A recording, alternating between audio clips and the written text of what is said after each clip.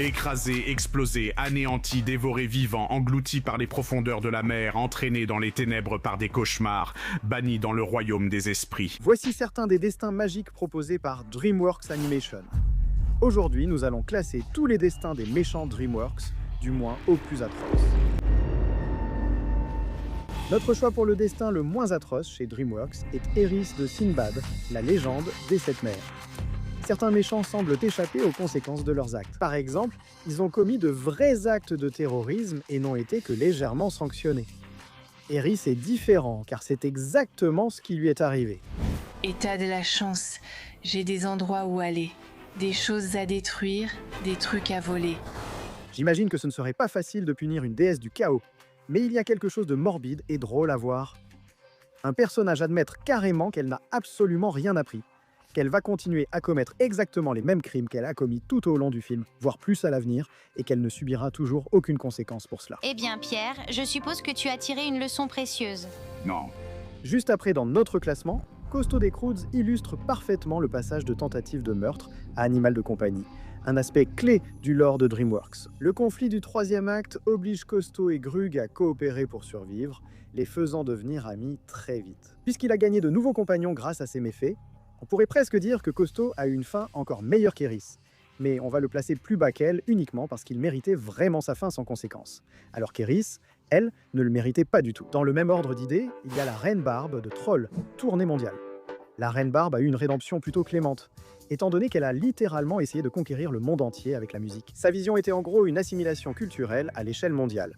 En d'autres termes, elle voulait unir le monde de force sous l'amour de la musique rock. J'unirai les trolls sous une seule musique. Notre musique, le rock. C'est l'un des plans les plus ambitieux d'un film DreamWorks. Donc c'est surprenant qu'elle s'en sorte avec une tape sur les doigts, qu'elle change et devienne amie avec Poppy et les autres trolls. Le pouvoir de l'amitié correspond à l'univers des trolls, mais Barbe s'en est bien tirée. En bas du classement, on retrouve Don Lino du tristement célèbre gang de requins. Qu'on l'aime ou qu'on le déteste, je pense qu'il y a une chose sur laquelle tout le monde peut s'accorder à propos du gang de requins. Don Lino n'est pas un si mauvais gars. Je veux dire, bien sûr, c'est un parrain de la mafia crin de tous qui mange des créatures marines plus faibles. Je veux tout savoir sur lui. Je veux savoir où il vit. Je veux savoir où il dort. S'il remue une branchie, je veux le savoir. Qui est le tueur de requins? J'ai dit qu'il n'était pas si mauvais, au moins, il aime sa famille. Je ne sais pas comment te le dire autrement, Lenny. Tu vois quelque chose, tu le tues, tu le manges. Point final. Merci. Bien qu'il méprise Lenny pour être végétarien, à la fin, il s'excuse et l'accepte comme il est. La pire chose qui lui soit arrivée, c'est de s'être fait tabasser indirectement par le portique de lavage. Et aussi d'avoir eu le visage grignoté pendant quelques minutes par des crevettes rancunières. La seule raison pour laquelle Don Lino est aussi bas dans ce classement, c'est que, même si ce n'était pas vraiment une punition, il a dû faire face à la perte de son fils bien-aimé Frankie. Mais au final, il s'est fait beaucoup d'amis et a tiré une leçon précieuse de tout cela. On pourrait dire qu'il a mieux évolué qu'Oscar, mais c'est un autre débat.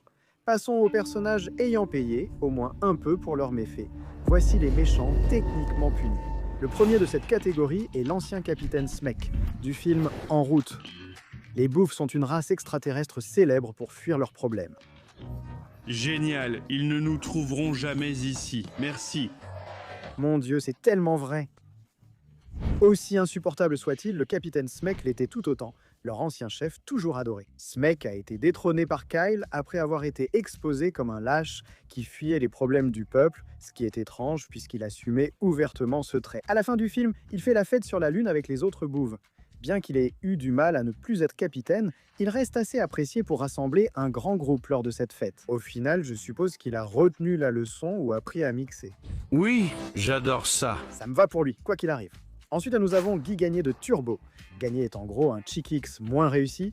Il était autrefois un coureur adoré et l'idole de Turbo. C'est-à-dire, avant qu'il ne révèle qu'il était prêt à tout pour écraser la concurrence, il était capable de mettre en danger non seulement la vie de Turbo, mais aussi celle des autres coureurs plus humains, juste pour ne pas être connu comme le gars qui a perdu contre un escargot à l'Indy 500.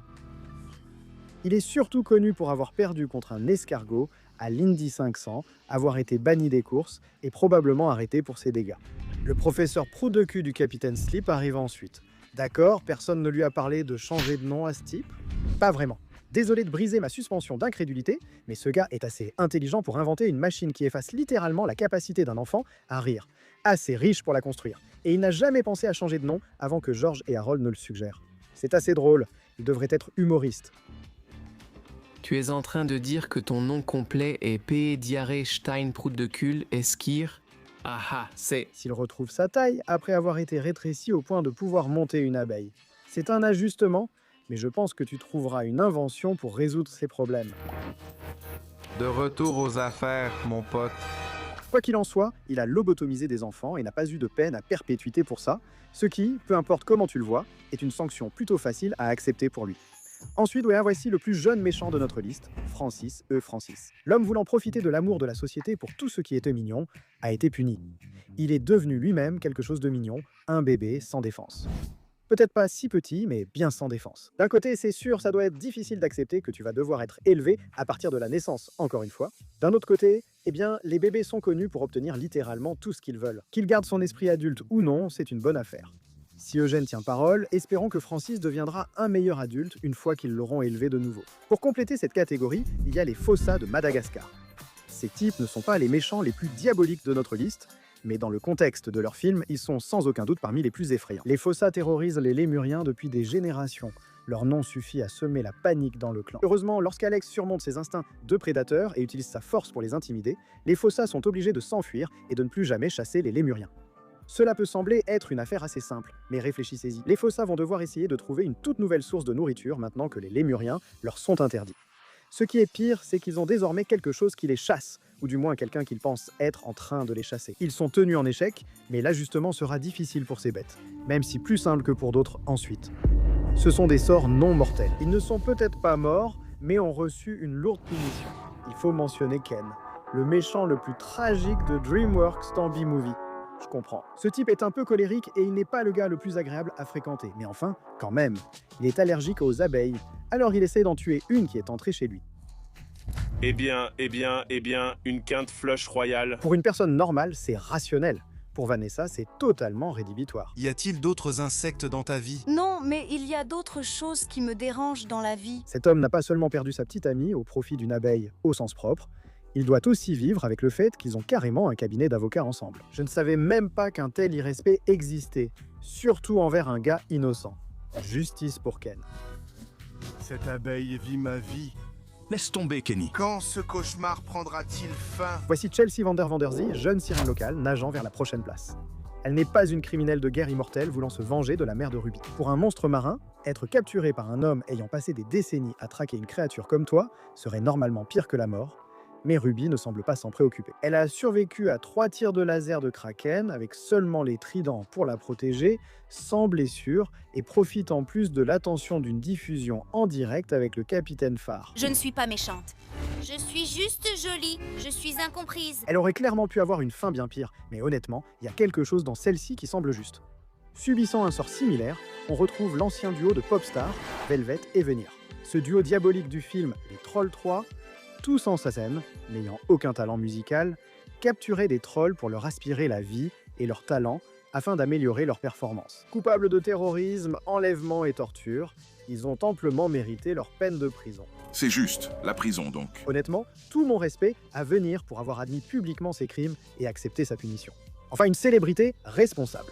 L'un des destins un peu plus ambigus, celui de Makunga, vient ensuite. Si vous avez oublié ce personnage d'Alec Baldwin, Makunga est le méchant de Madagascar 2, cherchant à devenir l'alpha de la troupe de Zuba. Mais après t'avoir vaincu et être devenu le lion alpha, tu auras tellement plus de temps à passer avec ton pathétique excuse de fils. Il a aussi comploté pour faire tuer le duo afin de simplifier les choses, ce qui a mené à une raclée de Nana, qui a appelé cet alpha ce qu'il est vraiment, un vilain minou. La dernière fois qu'on voit Makunga, il est tiré par l'oreille. Et selon les commentaires du DVD de Madagascar 2, il a été ramené à New York en cage par Nana. Que ce soit comme animal de compagnie, Donoso ou autre, on ne sait pas. Que le type dans les commentaires sur Reddit qui a suggéré qu'elle l'avait peut-être mangé ait raison ou non, je préfère m'en tenir aux faits et donc le placer bas dans le classement. Clay pensait que le chercheur d'or Victor serait le prochain. Ce personnage prétentieux veut épouser Lady Tottington pour obtenir une part de son domaine. Quoi de neuf? Pour toi, mon amour. Cela le pousse à tenter de tuer Wallace, que Tottington apprécie, entraînant de nombreuses conséquences. Enlève tes sales pattes de ma future femme, espèce de brute. Aspergé au visage par le spray Pansy, il est assommé par celle qui devait devenir sa femme. Gromy finit par déguiser Victor en lapin-garou, ce qui lui vaut une raclée méritée des villageois. On ne sait pas ce qui lui est arrivé par la suite, mais espérons qu'il a retenu une leçon précieuse sur le respect des femmes, et je suppose sur le fait de ne pas tuer les gens non plus. Rumpelstiltskin de Shrek. Il était une fin arrive ensuite. C'est l'un des adversaires les plus calculateurs de Shrek dans la série, utilisant ses contrats magiques pour conclure des accords qui lui donnent essentiellement tout ce qu'il veut. Un accord pour prendre un seul jour de la vie de Shrek déclenche un effet papillon, permettant à Rumpelstiltskin de contrôler fort lointain. Bien que Rumpelstiltskin soit passé extrêmement près d'atteindre ses objectifs, le baiser d'amour véritable de Shrek et Fiona rompt le contrat. Et au final, on ne sait rien du sort de Rumpel à part le fait qu'il est derrière les barreaux. Puis il y a aussi le destin ambigu de Mademoiselle Runion dans Monsieur Peabody et Sherman. Ses tentatives d'éloigner Sherman du chien parlant ne lui auraient sans doute pas valu une lourde sanction, mais elle subit un karma original.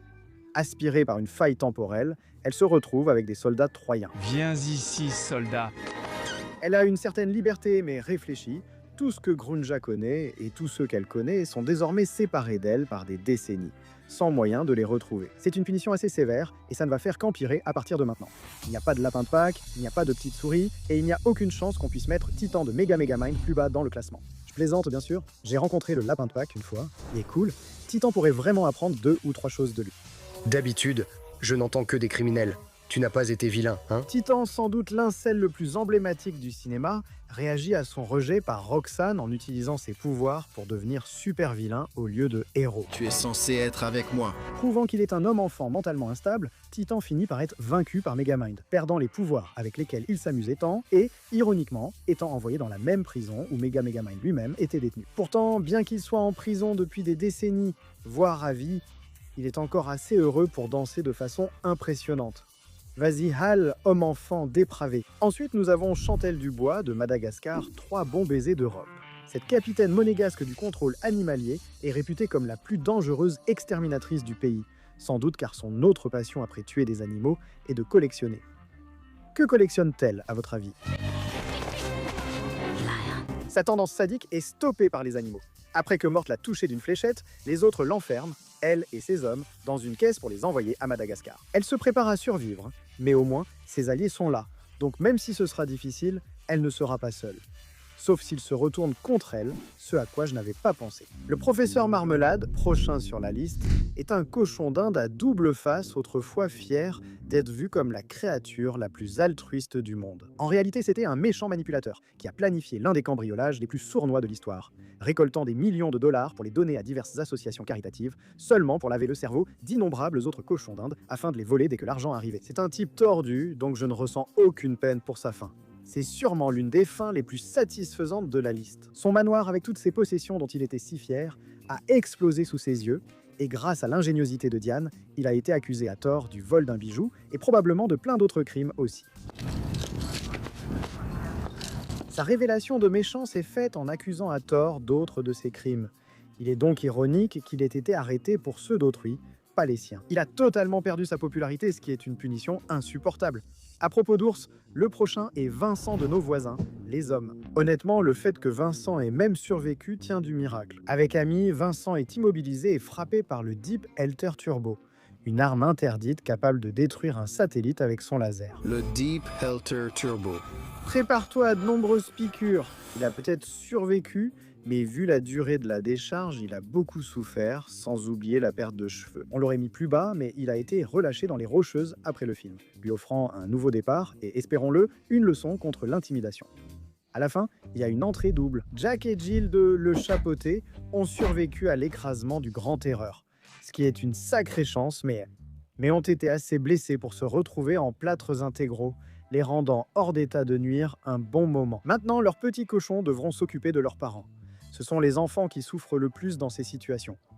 On peut aussi dire que Zexekelkan n'a pas survécu, bien qu'on ne l'ait jamais vu mourir. Quand il conduit Cortez vers une entrée récemment fermée de la Cité d'Or, Cortez suppose qu'il mentait, et cela fait qu'ils ne l'ont jamais montré. Espèce de païen menteur, il n'y a absolument rien ici. Eh bien, sachant ce que nous savons sur Cortez, qui est un pirate impitoyable et tout, on peut seulement supposer que Zekalkan a été soit assassiné, soit réduit en esclavage par Cortez, ce qui ne ressemble pas vraiment à une fin heureuse pour lui. Ensuite, voici le tout nouveau méchant de DreamWorks, Vontra du robot sauvage. D'habitude, le terme « d'écraser », dans un contexte comme cette liste, indiquerait qu'un personnage meurt instantanément à cause de quelque chose de gros qui lui tombe dessus. Pour Vontra, cependant, c'est plutôt un écrasement façon canette de soda. En utilisant le rayon tracteur de son propre vaisseau contre elle, Rose parvient à faire écraser Vontra par les forces mêmes de la gravité. Certes. Vondra étant un robot, il est raisonnable de penser qu'elle peut être réparée ou sa conscience transférée ailleurs.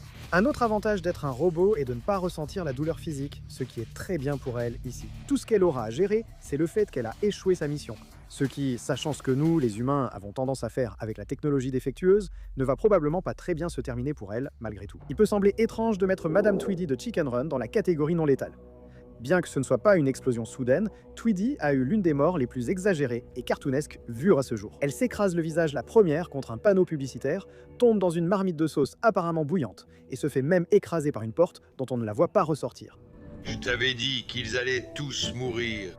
Si elle a survécu à ça, elle va avoir de graves brûlures et blessures qui la tourmenteront pendant un bon moment. Et dans la suite, l'aube du Nugget, il est confirmé qu'elle a effectivement survécu. Non seulement ça, elle s'est remariée et a lancé une nouvelle entreprise de poulet encore plus impitoyable, parce que c'est possible, prouvant qu'elle n'a absolument rien retenu de semblable à une leçon du premier film. Elle a donc subi une fausse mort encore plus cartoonesque, touchée par le laser d'un canard robot et à nouveau prise dans une explosion détruisant toute l'usine. Bien sûr, le réalisateur a confirmé qu'elle avait, en fait, survécu, encore une fois, ce qui signifie qu'elle a dû faire face à ses blessures graves, quoique méritées, presque mortelles, à 2 reprises. Pour compléter la liste des destins non létaux, il y a le crapaud du film, Souris City. Malgré un passé qui pourrait susciter de la sympathie, le crapaud perd toute compassion que nous aurions pu avoir pour lui en tentant de commettre un génocide contre tous les rats. Peut-être as-tu oublié que c'est un rat qui m'a chassé du paradis. S'il te plaît, pas l'album de souvenirs encore une fois. On devrait être content qu'il n'ait pas visé l'humanité, bien que ce soit eux qui l'ont fait passer par la chasse d'eau. Heureusement, son plan a échoué. Roddy a réussi à le piéger en lui faisant coincer sa langue dans un engrenage en mouvement, le laissant coincé là pour on ne sait combien de temps. Cela mène à une situation où le crapaud n'a absolument aucun espoir de s'échapper. Alors que la grenouille s'en est sortie indemne, il est confirmé que le crapaud a été arrêté pour ses crimes dans un guide du film. Vu que ces crimes étaient à la tentative de génocide d'une espèce entière, je ne pense pas qu'il va revoir la lumière du jour de sitôt. Les méchants restants ont aperçu une autre lumière et s'en sont approchés pour le meilleur ou le pire. Voici les morts rapides. Parmi les rares méchants réhabilités aujourd'hui figure Humpty Alexandre Dumpty, malgré les crimes horribles qu'il a commis contre son frère de sang et sa ville natale. J'ai tout pris, on l'a fait, allons-y. Il a fini par se racheter en aidant à ramener l'oie d'or à sa mère, la Grande Terreur. Quand le chat ne peut tirer que Humpty ou l'oie, il refuse de lâcher Humpty, alors son vieil ami chute à nouveau. Le chat, tu dois sauver le bébé, sinon la maman détruira San Ricardo. Blague à part, la scène était triste. Mais il paraît apaisé à la fin, ayant choisi de mourir pour les autres. Il s'est finalement racheté, alors si quelqu'un a eu une mort paisible ici, je suis heureux que ce soit Humpty.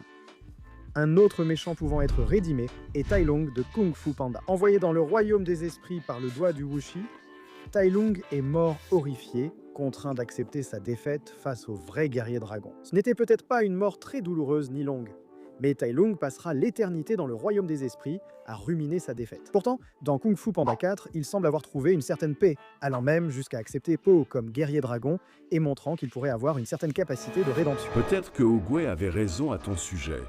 Tai Lung a tiré une leçon de son expérience, rendant sa fin l'une des plus acceptables chez les méchants DreamWorks.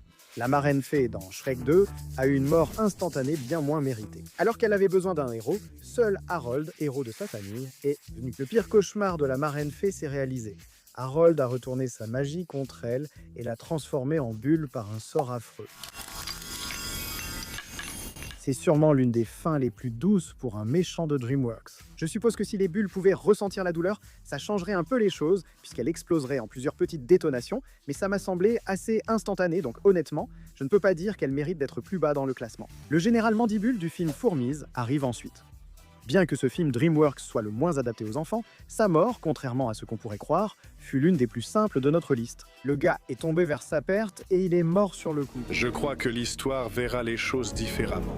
Contrairement à Humpty, ce n'était pas sa propre décision de mourir. Et malheureusement pour lui, il n'y avait rien qui ressemblait à de la paix sur son visage. Le prince charmant est assez bas dans notre classement, et c'est parce qu'il est le premier méchant ici à être écrasé à mort. Ce noble narcissique a failli obtenir son happy end, complotant de tuer Shrek par vengeance devant ses admirateurs. Une nouvelle ère commence enfin. Son complot pour tuer l'ogre a cependant échoué lorsqu'il a été écrasé par une tour de pierre. Vous savez, la tour de pierre qui faisait littéralement partie du décor qu'il avait créé pour son grand spectacle. C'était censé être mon heureux pour toujours. Si ça peut te consoler, charmant, c'était un grand final. Tu es peut-être mort, mais au moins tu étais fabuleux en le faisant, non? Voici la mort la plus froide de notre liste. Dr Zara dans Abominable. Tomber ou être écrasé à mort restent deux concepts brutaux, même s'ils sont instantanés. Mais il y a essentiellement 3 façons d'interpréter celle-ci. Premièrement, Zara est morte écrasée par un énorme tas de neige. Ensuite, il y a l'option B, selon laquelle elle serait en fait morte de la chute elle-même, ce qui signifierait dans les deux cas que les derniers instants de sa vie étaient remplis d'une terreur absolue. Le pire reste l'option C, qu'elle ait survécu à la chute et à l'écrasement grâce à la robustesse de sa motoneige. Mais cela rendrait la situation encore plus difficile. Même si elle est probablement morte sur le coup, penser qu'elle ait pu mourir de faim ou de froid reste brutal. Mais ironiquement, c'est la dernière entrée avant que nous n'arrivions à la catégorie des fins particulièrement atroces, que nous appellerons les morts brutales. En tête de liste, l'alpha autoproclamé des dragons, Drago Bloodfist, principal méchant de Dragon 2, est un excellent contrepoint à Harold. Drago, au lieu d'apprivoiser les dragons, veut exploiter leur force pour dominer le monde. C'est l'un des plus redoutables méchants de DreamWorks. Tu m'appartiens maintenant.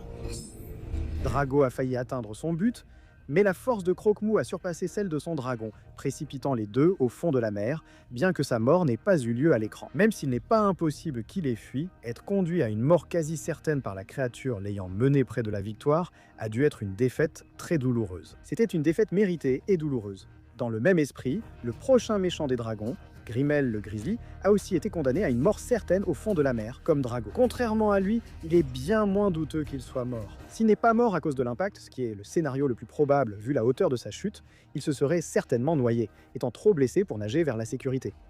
Ajoutez à cela la terreur pure dans ses yeux, et vous avez une fin vraiment brutale. Ensuite, un autre méchant proche de ses objectifs, Shen de Kung Fu Panda 2.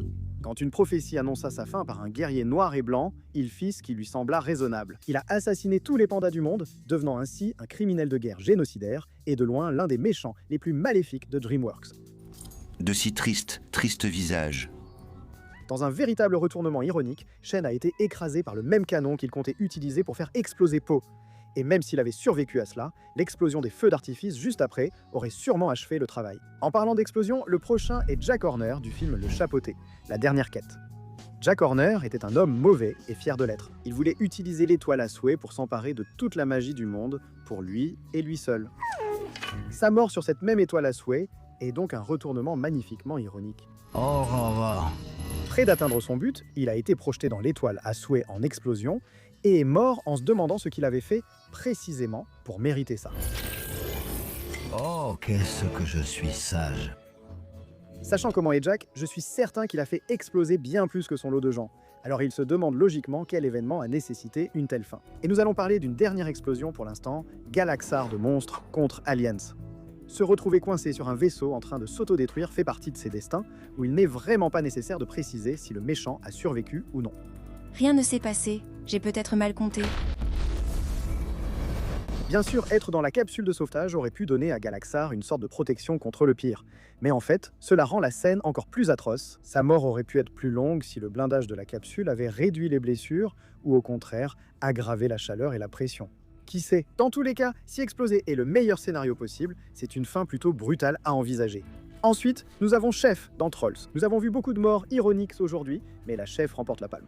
Il est logique que la méchante, dont le seul but était de manger un troll, ait fini par se faire manger elle-même par une créature bien plus grande. Non seulement être digéré semble être une façon absolument horrible de mourir, mais il y a aussi le petit détail que Krieg, qui a été mangé par le même monstre de la colline, a d'une manière ou d'une autre survécu, puisqu'il revient dans la série animée La Bête continue. Être digéré est déjà terrible, mais imagine devoir ensuite gérer le traumatisme. Au moins, elle n'a été mangée qu'une fois. On ne peut pas en dire autant du célèbre méchant de DreamWorks, Lord Farquaad. L'ogre est tombé amoureux de la princesse. Bon sang! En s'immisçant dans la romance de Shrek et Fiona, il finit du mauvais côté du ventre d'un dragon affamé. C'est déjà grave, sans compter qu'il était à 2 doigts de devenir le roi qu'il voulait. Mais il faut aussi considérer Shrek 4D, où le fantôme de Farquaad veut se venger de Shrek et épouser Fiona après sa mort. Bientôt, toi et moi serons ensemble pour toujours. Ironiquement, il finit encore mangé par un dragon. J'ignorais que les fantômes pouvaient être mangés, mais Pac-Man a visiblement de la concurrence. Avant notre dernière catégorie, évoquons encore quelques explosions. comme celle de Kai dans Kung Fu Panda 3. Lors du combat final contre Po, ce dernier choisit de donner à son adversaire avide de chi exactement ce qu'il souhaite pour le vaincre. Tout le chi que Po canalise dépasse largement ce que Kai peut supporter. Non! C'est trop! C'est trop! Non! Alors que de nombreux personnages aujourd'hui ont été douloureusement proches de la victoire, pour la voir leur échapper aussitôt, Kai a littéralement obtenu le pouvoir qu'il recherchait avant que ce même pouvoir ne le fasse exploser de l'intérieur. Il n'y a qu'une seule explosion que je peux qualifier de pire, et c'est la disparition de Mort Rouge dans Dragon. Il est plus gris que rouge, non? Mais qu'il soit rouge ou non, il est définitivement mort. Croque-Mou l'a frappé dans la gorge avec une boule de feu, provoquant une série d'explosions internes brutales. Vu la taille de Mort Rouge, ces explosions ont sûrement pris du temps à le détruire, mais n'ont pas été moins douloureuses. Croyez-le ou non, Mort Rouge est la dernière vraie mort de notre liste. Mais croyez-moi, ces 4 derniers ont connu des sorts pires que la mort.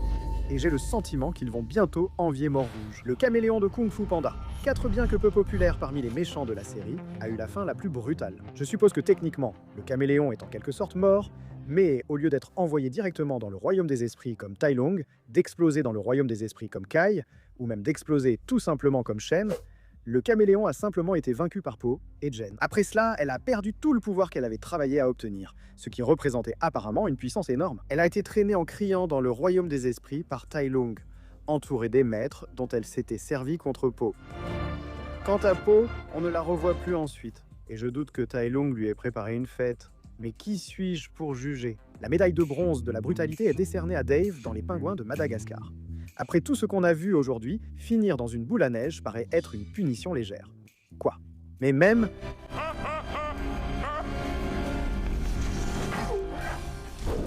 Mais même si on ignore à quel point Dave était proche de la victoire, son sort, être rétréci et piégé dans une boule à neige, signifie qu'il reste non seulement dans un espace exigu aussi longtemps que la boule existe, mais il subit aussi de véritables tremblements de terre chaque fois que son jeune propriétaire le secoue. Nous l'aurions placé plus bas, mais il est tout à fait possible que l'enfant fasse tomber la boule à neige par accident, ce qui libérerait Dave à nouveau. Brooklyn a soif de vengeance! Vu sa petite taille, il ne devrait plus causer de problème. Il est temps de libérer nos spectateurs. Médaille d'argent de la brutalité, Le Roi, Ramsès II. Le Prince d'Égypte, l'un des premiers et meilleurs films de DreamWorks, propose une superbe relecture de l'Exode. Cela inclut la défaite du pharaon par les 10 plaies envoyées par Dieu par l'intermédiaire de son frère. Toutes ces plaies étaient terribles, mais la pire fut la 10e où Ramsès perdit son fils et dut affronter que sa fierté causait la mort de son enfant. Laissez-moi! Comme si cela n'était pas déjà assez éprouvant, il fait une dernière tentative désespérée pour l'emporter en envoyant son armée après Moïse, ce qui a entraîné la fermeture de la mer Rouge sur eux, noyant toute l'armée du pharaon dans le processus. Ramsès a littéralement tout perdu, tout ce qui comptait pour lui. Il est forcé de rester assis seul sur son trône pour toujours, sachant que son frère est parti, que son fils est mort et que son armée a été anéantie par sa propre décision. Il est difficile d'imaginer une pire façon de finir. Mais au moins, la souffrance de Ramsès a fini par prendre fin à un moment donné. Pitch Black, du film Les 5 légendes, mérite la première place pour cela. Il est logique que le monstre qui voulait plonger le monde dans l'obscurité et la terreur éternelle ait fini par subir exactement le sort qu'il voulait imposer aux autres. À sa défaite, Pitch Black est emporté par de purs cauchemars. Et même s'il assure au gardien qu'il reviendra, quelque chose dans ses cris désespérés et terrifiés me dit que cela est plus qu'improbable. Ah, enfin, quelqu'un qui sait s'amuser un peu. Pitch Black a essentiellement été condamné à un enfer psychologique avec peu ou pas d'espoir de s'en échapper. Et comme il est immortel, il n'y a aucune chance que sa souffrance prenne fin, quelle que soit la façon dont on voit les choses. Il a échoué dans son objectif, il est tourmenté par ses peurs, et il ne peut même pas supplier pour la douce délivrance de la mort afin d'y échapper. Mec, ce type est vraiment dans la même catégorie qu'une pieuvre violette jalouse. Laisse ça te pénétrer l'esprit.